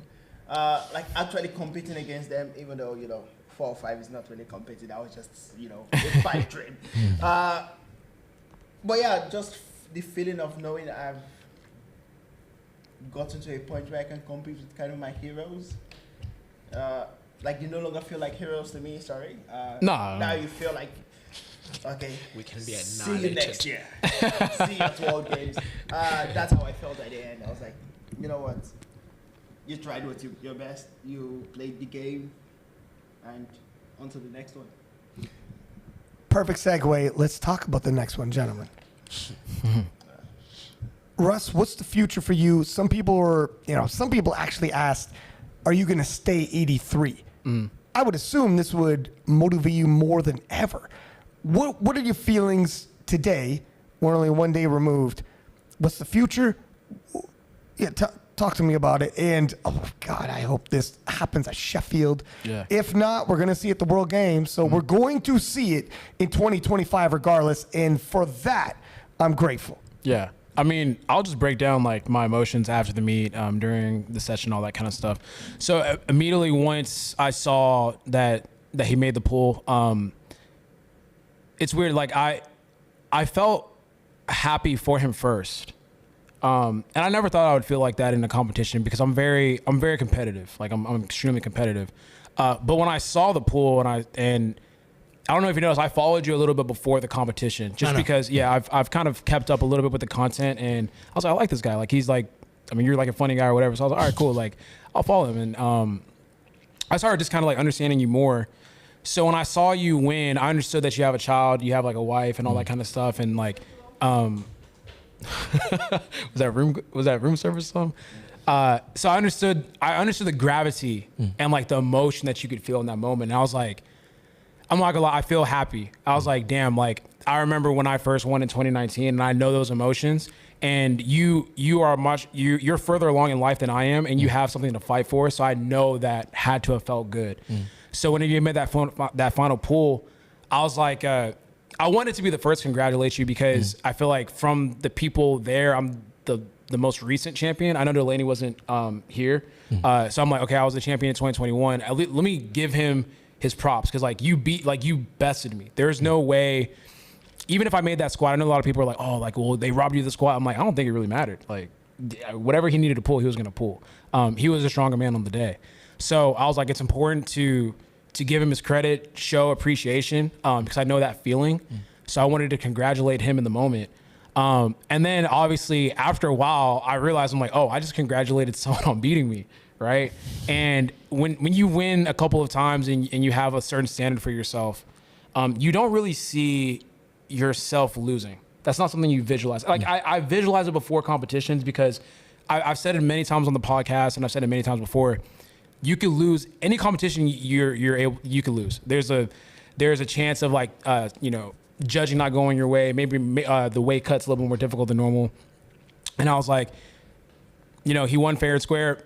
This was the day that I lost has finally come. I haven't lost since 2018 in a meet ever. So whenever it happened, I was like, wow. And just thinking about all the pressure that I have, I'm about to start crying now. Just think about all the pressure of being at the top of your game for as long as you have. People are now excited to see me fail. People are excited to see me fuck up.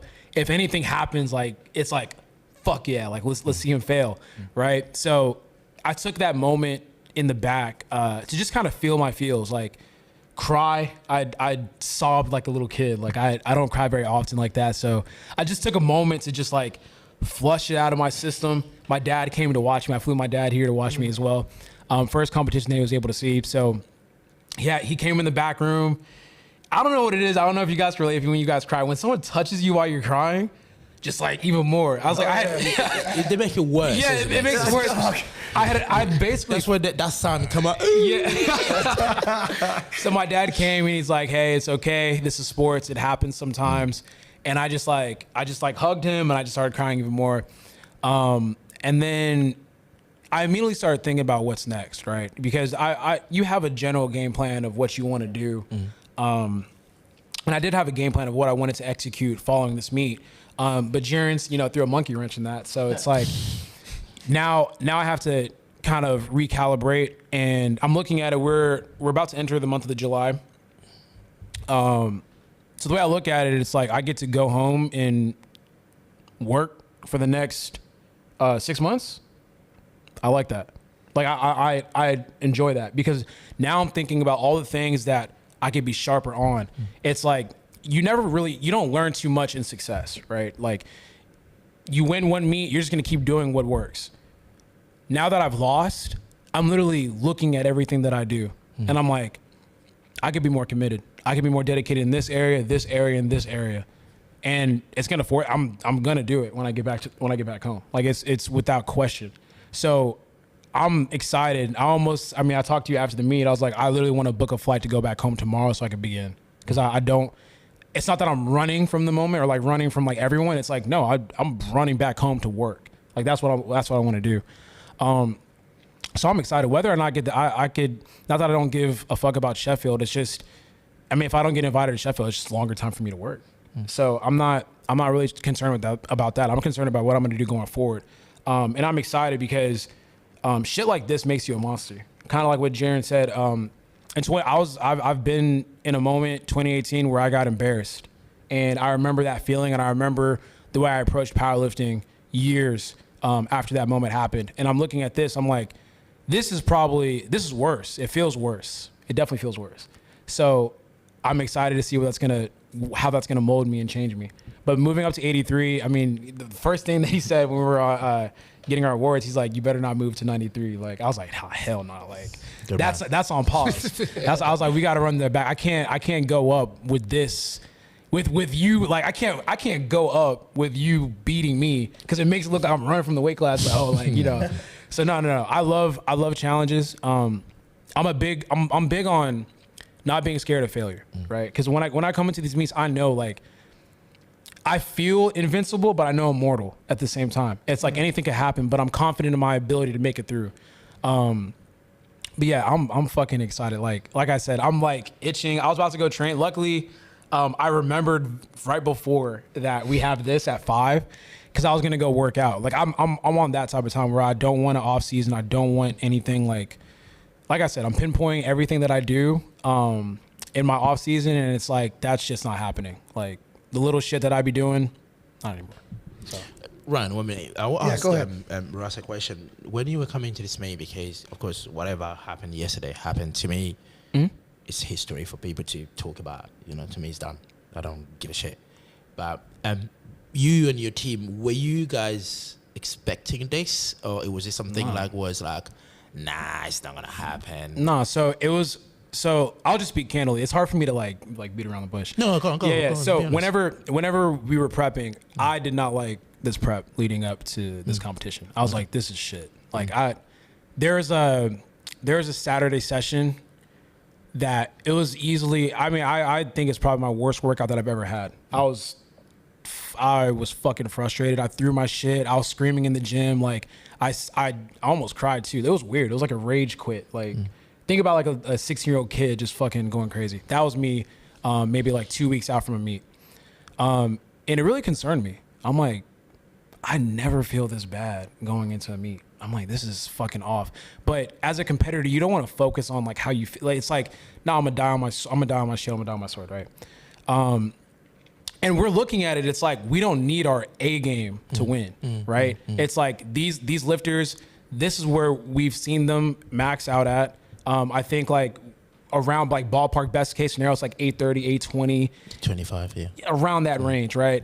So I came in, it's like, I don't need to be at my best to win, right? I knew the package that I came in with. Like, I think, like you said, there was no real ability to change the plan because the plan was a plan because that's how I came in. Does that make sense? Like I only came with a certain ceiling. That's the only ceiling I could hit. So yeah, we came in just kind of chilling. It's like make our lifts, don't do anything too crazy, just make the lift so we don't make it difficult on ourselves. Yeah, that was the game plan coming in. We talked about this before on the podcast. You were saying you haven't lost since 2018 and you've been winning so long, and eventually it becomes like in other sports. I'll use a baseball one, you guys probably have a football one that you could use, but everyone starts cheering against the Yankees. Or if you're on top too long, this is what happens. You have a huge swell of supporters, no doubt about it.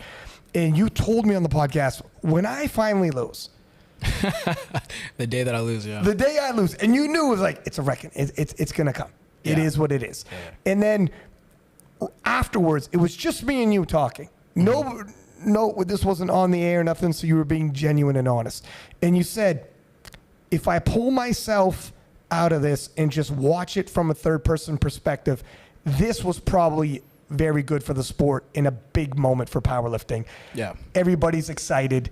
And then you said, no, so, and I think so as well. But as big of you in the moment, night of, literally like an hour removed to have said that. And then also said, I'm not going to be looking on the internet for a while because you knew this was coming. Yeah. This was coming. It is what it is. Like it's all part of it. But today you had a bit of reflection saying, if I look back at 2018, we weren't big enough as a sport for anyone to even care. Yeah. You weren't making tons of memes. We didn't have this kind of media. No one would have.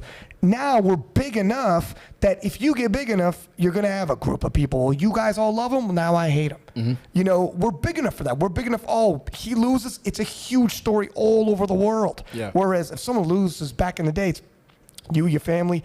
Outside of that, it's not that big. No one really talks about it. Yeah. So I was, so it's weird. Like I understand, like, you know, once you get to a certain point of having it go your way, it just naturally people just want to see you fail, right? So I don't take it too personally. So I look at it and I'm like, yeah, you're right. Like when I really started thinking about it, and I was like, it sucks it came at my expense, but we did have a moment. Like, you know, that session, that's the craziest session I've been a part of personally. Like I've never seen the energy like that. And I knew it was so funny because I knew it was kind of, I knew it was in your favor in a certain sense, or I knew something was kind of bubbling whenever I came out. And I know people came to watch me, but it didn't feel like it was like cheering for me. It's almost like once the deads roll around, it's like, oh shit, I think we're about to watch an upset, right? And I could just feel the energy. And then when you came out roaring, and if I took myself out of that moment, I'm like, damn, that's beautiful. Like we've gotten, and just in the sport of powerlifting, it's like, we didn't have that shit when I was a lifter. Like that wasn't very common. So to see that we've graduated to a point as a sport, like, you know, we've gotten to a point where like now we have factions. Like I thought it was amazing. Like whenever you won, the British team was surrounding you and saying like, you know, you just fucking beat the greatest, like you're now the greatest. Like I think that's amazing because I think about bigger sports. They have moments like that. And powerlifting has now gotten to a point where, you know, we're having moments, and I know like the memes are going to be coming, but social media is going to be exploding because, yo, this moment exists. And that's off the strength of powerlifting, not like basketball, not NFL, not soccer, not UFC. No, this is powerlifting. Mm-hmm. So, I mean, like I said, I'm going to stay off like social media for a little bit. If it's a funny meme, Come on, bite the bullet. yeah, no. If it's a funny, so I have a good sense of humor. I just don't consume the ones that are like mean spirited. Does that make sense? So the ones where I'm like, I literally know you don't like me and you're doing that to hurt me, versus like the one I'm like, okay, that's kind of funny. That's funny. Like that's good. So, yeah, no, I think, like I said, this was a beautiful moment for the sport in general. Like if I remove myself from the moment. Yeah. No doubt, it's only a positive, and for sure everybody wants to see more. And yeah, all of the traction going on right now, I'm reposting and the reposts are blowing up, and people like, I can't wait to see what everybody says. Yeah, this was gone before. Go ahead. Also too, just seeing like I mean, you guys have been in the sport for quite some time as well, bro. Like when you look at the IPF posting, like a lot, like every single session posting, hey, like It's changed. Yes, this is our 74 kg crown champion. This is our 83. It's like the media is growing, and I just keep looking, and I'm like, I like this. And these posts are getting like almost 10K likes. Like quickly. These posts precede the following of the lifters. So that means that the sport is now bigger than the lifters. And these lifters are able to build their own platforms to now promote themselves, build themselves up. And like I said, like I'm a fan of the sport. My initial goal coming into the sport was to bring more people to the game, bring more people to the sport, encourage more people to join powerlifting. And then along the way, I became, you know, the top lifter for a while. But I literally get excited when I see stuff like this. Like when I see the federations, the fans, people like actually put the sport on a pedestal. So it's exciting. And I like how like Gaston reached out to you. It's like, this should have been on, you know, X, Y, and Z, right? Like that shit excites me. Because it's like, bro, now we're getting to that point where this is like real sports. Because I love sports culture. So yeah, I'm getting excited thinking about that shit right now. I know. Yeah. Can't wait for the World Games. Jurins, what lays ahead for you? I mean, me, I'm a simple guy. I'm an A3 and I'll probably die in A3. So if I start eating, which is, I don't really like food, so it's not going to happen. So yeah. You don't like food? Nah. He used to have, he go through a day eating, he said, one banana. Yeah, I used to have. Was it a day or a session or something? No, I used to have 900 to 1,500 calories a day. That's why I'm in. 900? Yeah. That's crazy. And I was still a powerlifter on international So this stage. motherfucker beat me on 900 calories? No. Now me a little bit more. But the future for me is like, again, I mean, getting Russ back to IPF was always a goal, you know, and we knew for us to lure Russ back, we had to get stronger, you know, even though and I was the biggest advocate for it, but me, I was in the background thinking, oh my God, I'm getting old. This guy's gonna crush me, but I just need to get stronger. So yeah, we knew that we need to do something to get Russ back, and my goal was one of us to break the world record before Delaney. So in South Africa, when we turned up, me being stupid, I literally flew in 17 hours before I left. You know, but for some reason I came second. I don't know how that miracle happened. But yeah, that goal was still, let's get to that, close to the world record. So I didn't really care about individual records, you know what I mean? People were saying to me, oh, are you squatting to chest that world record squat? Like, with my knees? No way, it's not happening. But I'm squatting to get that big total. So when the confidence started building, I said, okay, now probably Russ can start seeing what we're doing. Even though I know Russ didn't meet in Korea. I was about to say South Korea. I was about to say no. Damn it! If I did it there, I would have never came back. I know. So the meet, I think, was like 888 or 885, something like that. So it was like about 89, 90 kilos, something like that. I was like, okay, cool. That's a big total. So that means if he dropped down to 83, I was still putting him around 850, 860, because I said he can easily lose 20 kilos if you lose the weight. But I said to myself, look, let's push close to the world record. And you can see why. That's why when we did that podcast with the 83s, and although I did not execute on the platform to show people I was capable of the world record, but I knew I had the strength of the world record. The only thing I needed to do, again, I think Russ, I've said it many times in the podcast and on social media, is making sure you tighten up those variables that need to make you a better lifter on the day that is needed. You know, and I knew myself like, I need to turn out those variables. And number one was I need to get a nutritionist. You need to teach me what to eat and how to eat and what I need to get better. And number two is let's look at the programming. Let's fix it. Let's see how I pick and all of that stuff. Just basically to bring that package on the platform. That's why I was confident to say, look, I know Russ has called us little 83s, but when Russ come back to IPF, we would not be the little 83s they left anymore, because I knew already I was around 830 already. You know what I mean? And at that time, I knew, look, if it's around 850, if I'm already on 830, and my progress, I'm a different lifter from everybody else. I don't look at my progress from comp to comp. My progress is 12-month cycle. Even what I did yesterday, to me, that's not the increase I made. My increase is one I did at the Euros. That's my yearly increase. So to me, like in March 2023, I total 820 at the British. I could easily get 10 times body weight, but we just held back.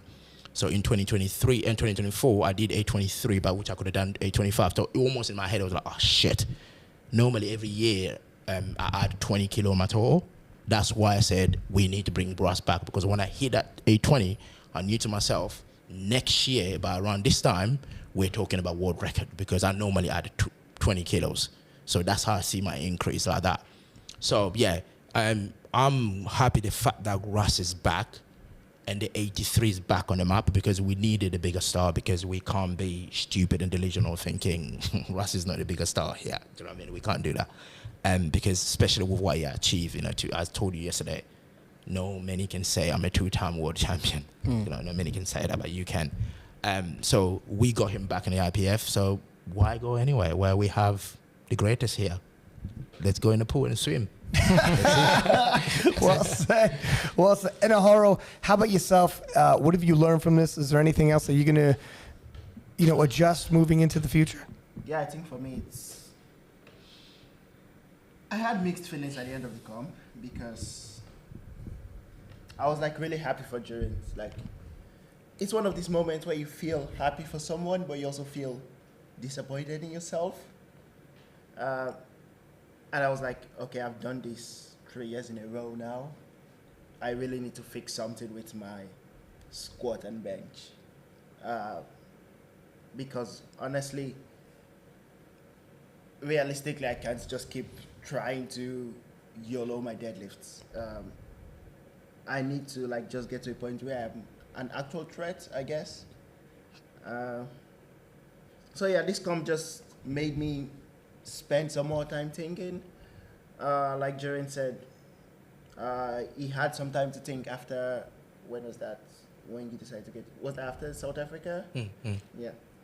So I think like this comp for me, it's more like, okay, time to get back to the drawing board and actually take this seriously, because yeah, now that I have 2 people I'm going up against, and then, there are people still coming from other countries,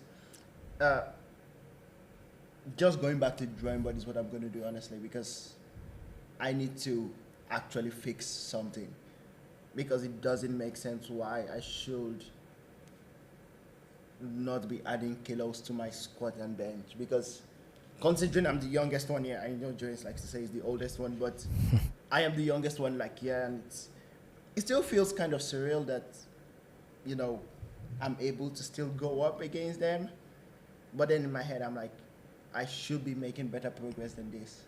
So yeah, I think like taking like basically 1 year off till World Games or Worlds next year should help me try around a few things and see what happens, and hopefully, next year we're not YOLOing any deadlifts.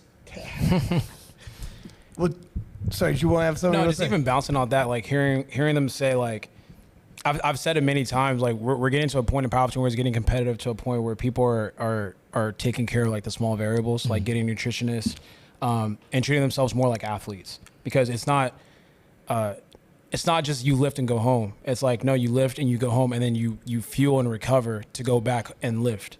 So it's really crazy to see now, since I started doing powerlifting in 2016. It's like, oh, we just lift and then we go eat burgers and shit. Like, nah, you don't do that. Like, the highest level competitors don't do that. Like, I know, like all the people that I know that are really about this, and I was just talking to Alba, who's also coached by Flex, and she competed in our session. She was breaking down how she goes about things, her weight cut, her eating habits, her training, and all that kind of stuff. And I was like, she's dedicated to powerlifting. There's no more like, this is a hobby. No, this is a sport. This is a lifestyle. So it's cool to hear like how they're breaking their off season down, and just saying how much it's grown since like we started powerlifting, and like back in, well, shit for me back in 2016. So yeah. Gentlemen, I appreciate your time. Thank you for coming in today. I can give you each a last word if you want something to say before we close this out. I think for me, if I can just say something, is, again, I think I've said this many times in terms of like bringing the 83, that glory that the 83 used to have, because at one moment, again, when Russ said, sometimes when someone wins and wins and wins, it feels like the world hate you, in terms, as you mentioned, that it feels like, oh, people don't want me to win anymore. But again, when I was stepping on the platform, you said to yourself, you felt like, yeah, they're more cheering him than me. It's because the reality is because they know Russ is a stronger lifter. Russ has done so much in this weight class in terms of what you achieved, 2 times world champion, and you have the world records and all of that stuff. So it's more about, when someone like me turned up, it's more like, okay, let's push him. Let's see what he can give Russ. Because at the end of the day, Russ, I don't like powerlifters that come to me. I mean, no offense to everybody that's listening to this, whether you are strong or you're an animal or alien or whatever, I don't give a shit what race you are. But I don't care. I don't really like people that come to big meets like this talking about I'm just going to cruise it. No. Those people you're going up against, whether they're weak or whatever, they fucking dedicate their time to have a good time with you on that platform. They want to be able to see Russ squatting 330 if you have it in you.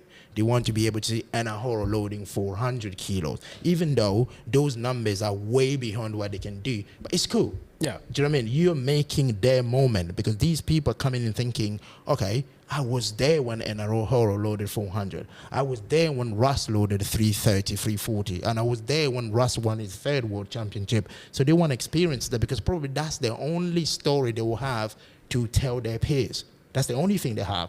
They're not going to be there to tell people, oh, I went to World, I beat Russ. I went to World, I beat Anahoro. No, I was there.